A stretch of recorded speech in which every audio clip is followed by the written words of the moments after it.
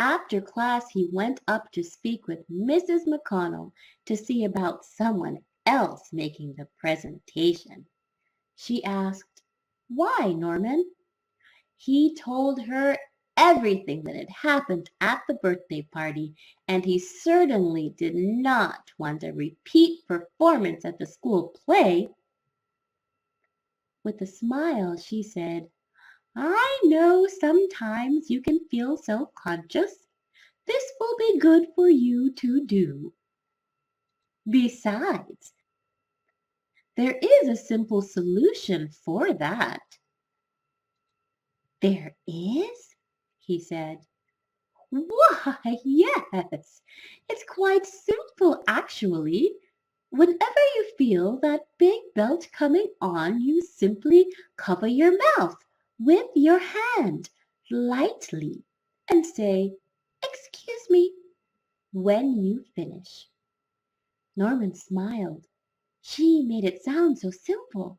He thanked her and began to think about how much easier life could be if he knew how to handle the Big Belch.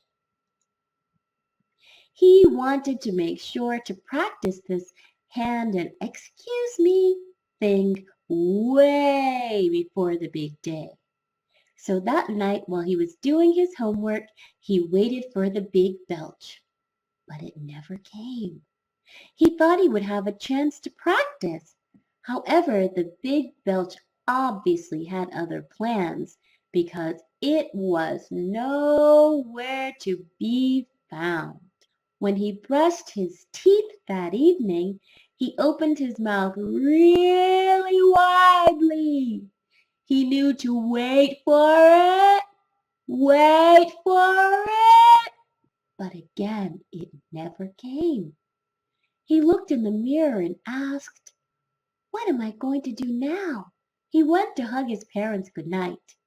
His mom said, "Good night, Norman. Don't worry. Everything's going to be fine."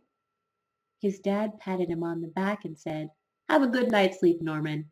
You've got a big day tomorrow. You can do it." "Thanks, Mom. Thanks, Dad. You have a good night too," he said.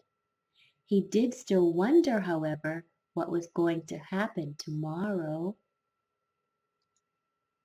The next morning Norman woke up and got ready for the assembly. Time seemed to move extremely slowly that day, but eventually it was time for him to make his presentation at school. He was standing backstage near the curtains when he heard the principal say his name and welcome him to the stage. Norman walked slowly up to the podium, taking his time so that he wouldn't wake up the Big Belch. When he reached center stage, he said, "Good morning." All of a sudden, he felt the gurgling feeling in his stomach. "Welcome to the annual spring play." Uh-oh, he felt the gurgling feeling now in his throat. "My name is Norman G. Finn," and oh, the Big Belch was almost at his mouth. What was he going to do?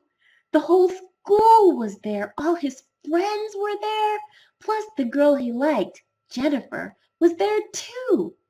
He wanted to make a good impression. Norman's parents recognized that look on his face and instantly knew what was happening. All of the people that had come to Norman's birthday knew that expression too. They began to discreetly take cover under their seats, preparing for the sweeping wind and the awful smell that were about to take over the auditorium. Even Grandma knew what was coming and prepared to place both hands on her wig to hold it on. All of a sudden, Norman remembered the tips from Mrs. McConnell and figured now was as good a time as any to practice her special technique. As he felt the belt approach, he closed his eyes and simply covered his mouth with his hand. The belt came out quietly and he said, "Excuse me." When he opened his eyes, he realized a majority of the audience was still ducking for cover. They had barely heard a thing. He smiled and was now able to get the rest of his words out with ease. His voice was now louder and stronger than before. "My name is Norman G. Finlay," he said with a big smile. "Enjoy the show."